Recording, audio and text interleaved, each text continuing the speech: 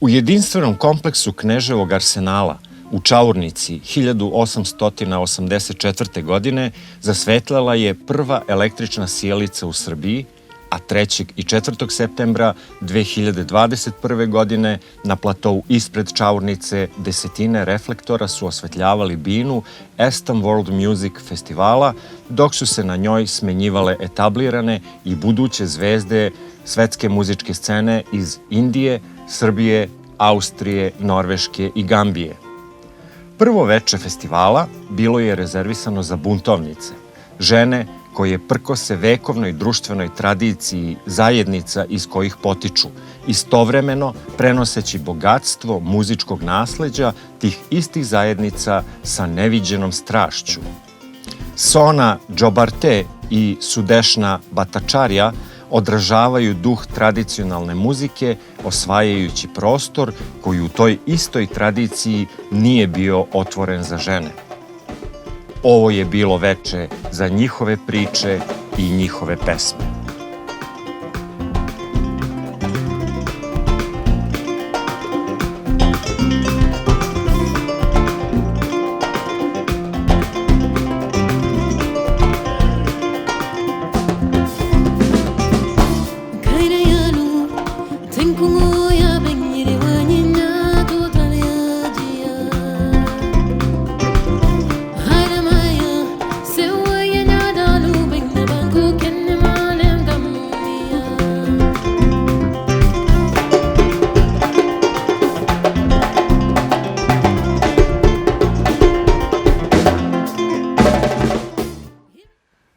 Dear Sona, thank you for show tonight, and can you please explain for those who never heard for griot tradition, what is actually that kind of tradition and what is the position within society of one griot?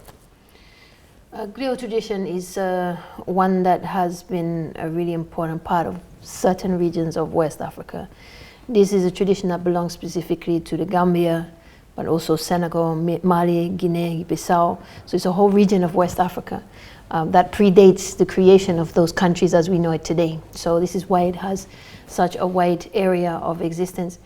But it's really, it's not just a musical tradition. Basically, it's families that hold the right, the exclusive right to be able to play certain instruments and to play certain music. Historically, this music is associated with empire building, so it's a music that was always played for kings. So this was around 13th century when this was like at its height, when it was most at its strongest. But since then, these families, the same families, have kept this tradition going in the same way. And it's not just music. Music is an important part of it, but it's also, you know, the history side of it, having to learn all about that, having to learn genealogy as well, the family lineages, and having to also learn about, you know, the society, the culture. There's a lot to being a griot other than just music, but most people know it for the music because it's the part that most people enjoy. Thank you. And can you tell us something about Kora as an instrument? Which is closely connected with that griot tradition. So, is it possible to use it in some other kind of music genres, let's say? The Kora was born out of the griot tradition. It's actually one of the youngest instruments in this tradition. As I mentioned, it goes back over 700 years.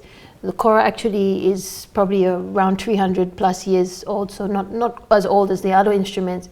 But what's unique about it is because it has so many strings and it has so much flexibility to play, you know, so many different scales and so on. So a lot of people have really wanted and have already used the instrument in different contexts, different genres. It's been used in so many different things, but traditionally it's still an instrument that belongs to the griot. as we know, you're a classically educated musician in London, right? You finished the musical academy or conservatorium. So can you tell us that kind of experience within Western-oriented school system? Is it confronted with traditional music from Western Africa, or is it something coherent that goes together and makes each other to give the best, to progress? Well, I would say that they're both two different traditional music, right? The Western traditional music, African traditional music is, you know, every country have its traditional music. And so whenever you get an opportunity to study more than one of these traditions, it was only going to make you more, you know, open your eyes wider. So for me, there's not a competition. But obviously, for when you are really focusing on studying, you have to put a lot of energy and attention into one of them, and then you kind of take your time to go through them individually. But it's not a competition, no. Mm-hmm. Mm-hmm. Also, you said in one of your earlier interviews from Netherlands, I think, that you are not interested in seeking differences between different cultures. You're interested in seeking of similarities within those cultures. So what are your observations so far? What is similar to all the cultures you met so far? Maybe the feeling of love to music or something? The feeling of love through music, yeah, I think there's a connection definitely between music and people's ability to express and communicate. That's something that is you see across every society, every culture. It has a unique way of preserving people's cultures and traditions and their expressions, and it's unique to those people as well. So I'd say, of course, that is something that is very unique to music, in being able to connect and bring people and human beings together. Thank you. And as we know, you are the first women Kora instrumentalist known worldwide.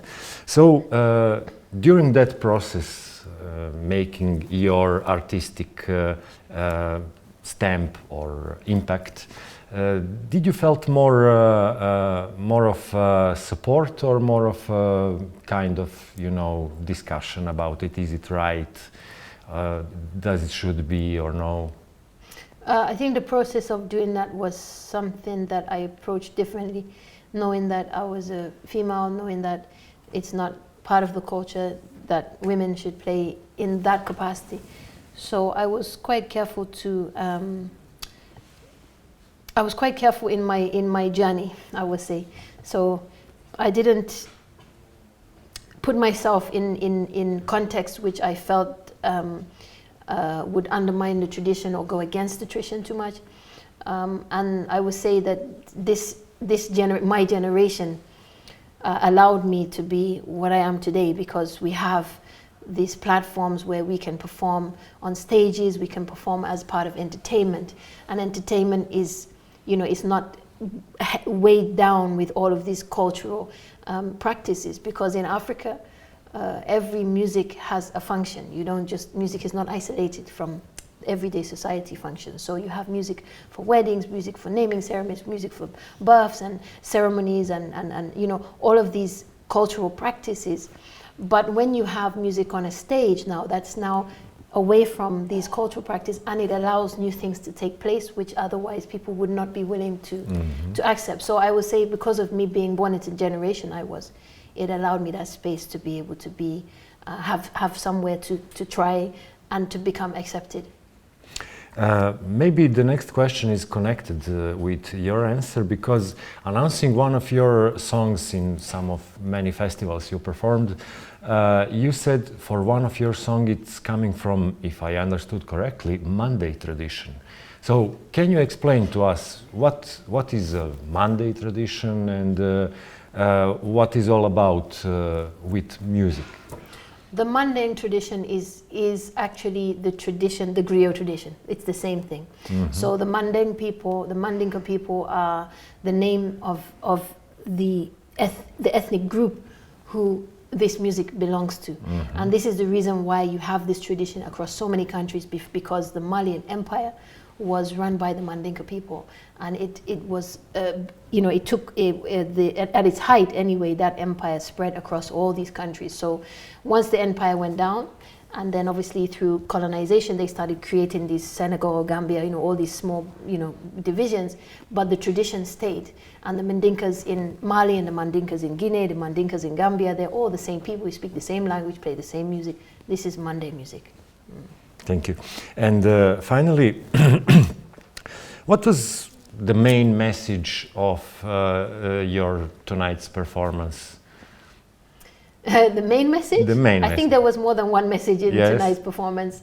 But I would say, okay, if you were looking for an umbrella, I would say that for me, always, my music is always about connecting people, about being able to touch people, make them feel, something, some connection to something.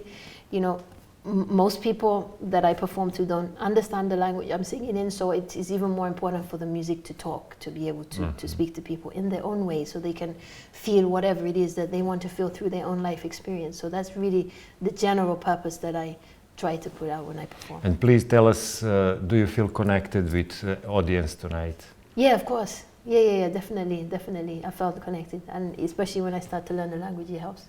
Okay, you're doing very well. I'm trying, right? Yes. Well, thank you very much. You're welcome. Thank you. Thank you. Nice.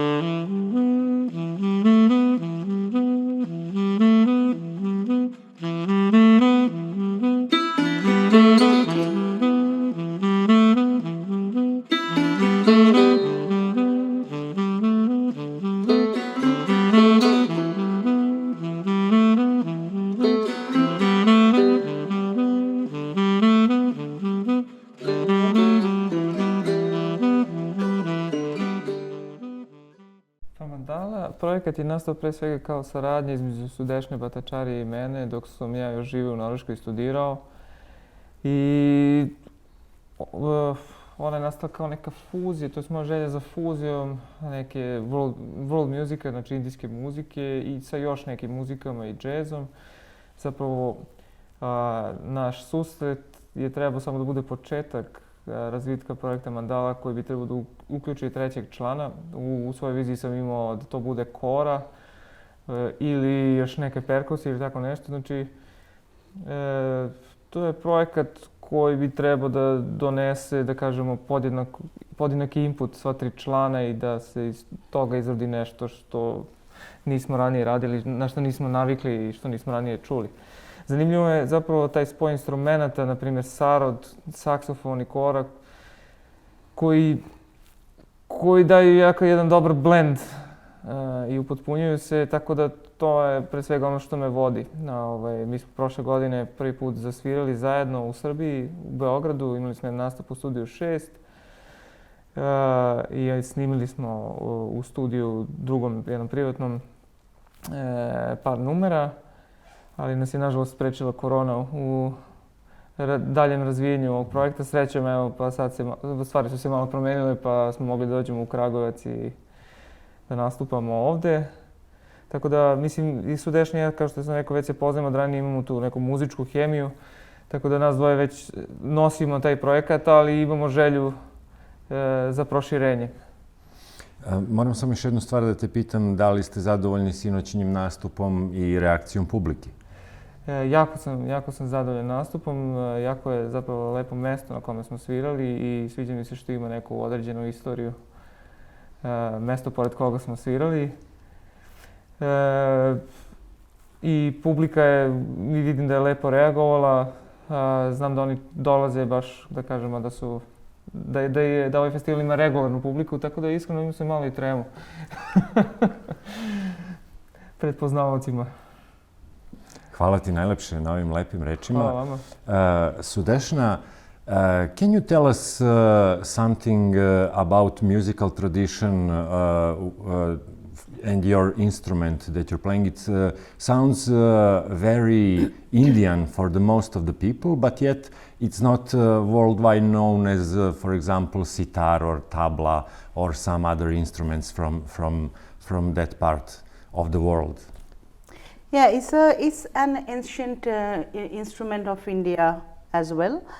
But well, why it is not that well known? It is probably because Pandit Ravi Shankarji came here in earlier than others, and sarod is an instrument always stayed more rare because it is very difficult to begin with. It is a fretless instrument.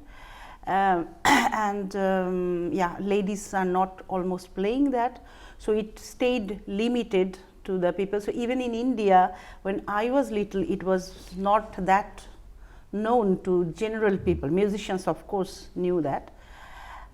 So it is, it always stayed rare because it's difficult to play. The right hand is, we are using plectrum, and difficult to begin with. So that's why. And the history is telling there is two, I mean, as many times happens in history, there is two ideas about the sarod. One is that India always had something like sarod, a bit different look, bigger, and some are telling that from Afghanistan some people came with an instrument called rabab, and they modified, they wanted to play Indian music in their rabab, and there were less possibility. So they created a new instrument, and that is sarod. So you're also professor in musical academy in Norway. So what is your feeling about reception of that kind of music on the north of Europe, for example? Reception of Indian classical music is there, is all over the world actually, not only north of Europe. I feel people are very interested, especially musicians. They are very interested for two reasons, mostly that I felt. One is the slide that is very, very Indian, well, not two, three or four I should say. Second is the raga that we use in Indian music, that is having a very particularity that is not existing in the same way here. So they like to understand that what is, how it is. Third is the microtones. So the each note has more placement in Indian music. What is in Baroque music or before probably was existing, and now no more. So that is also another very much a point to interest. So there are these several reasons that musicians themselves always I saw the interest to try to understand this music, to learn, and at least to try to get into it, to understand how we improvise, because it's improvisation based music. So these are the 4 or 5 reasons that. So how is that tradition of improvisation fit into the idea of Mandala project?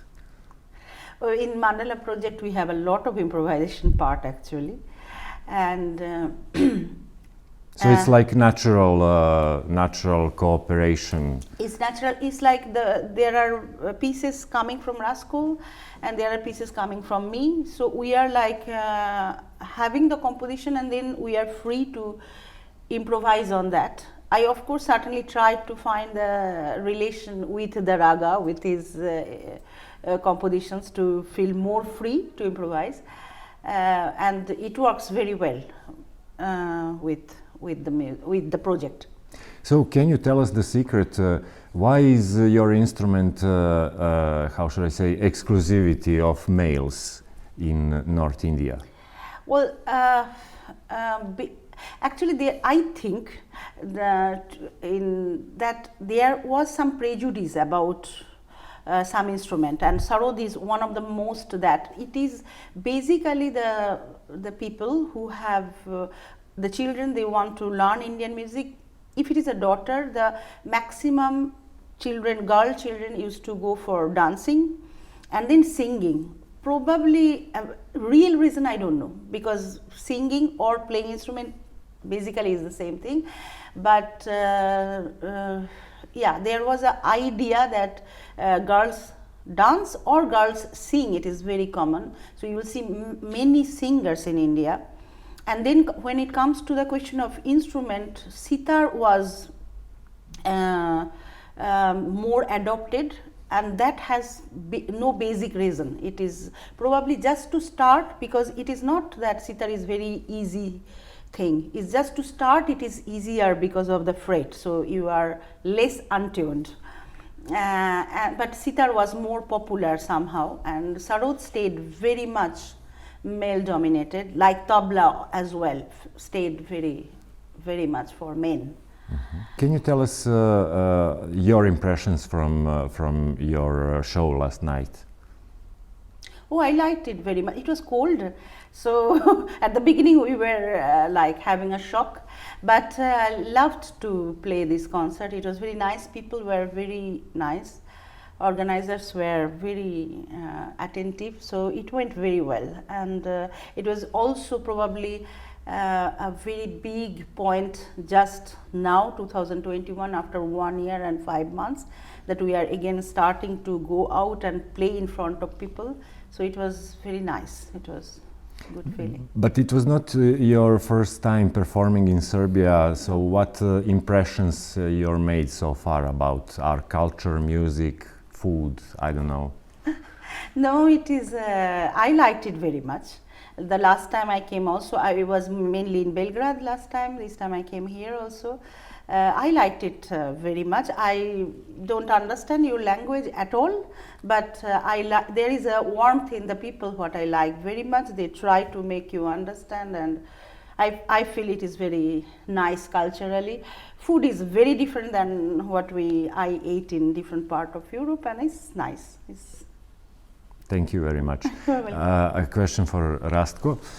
Reci nam nešto o budućem, da kažem, o planovima, prosto šta je sledeće što želite da uradite? Pa pre svega bismo želeli još da ostvarimo više koncerta, znači da sviramo, da se proširimo na još jednog člana i da snimimo, da ovekovečimo to u vidu albuma nekog. To nam je sada, kako da kažemo, plan koji je na Kori, a dalje zapravo samo želimo da ovaj projekat živi i da sviramo i da istražujemo muziku zajedno, da vidimo do kojih stvari možemo stići. Hvala vam najlepše. Hvala Thank you vam. very much.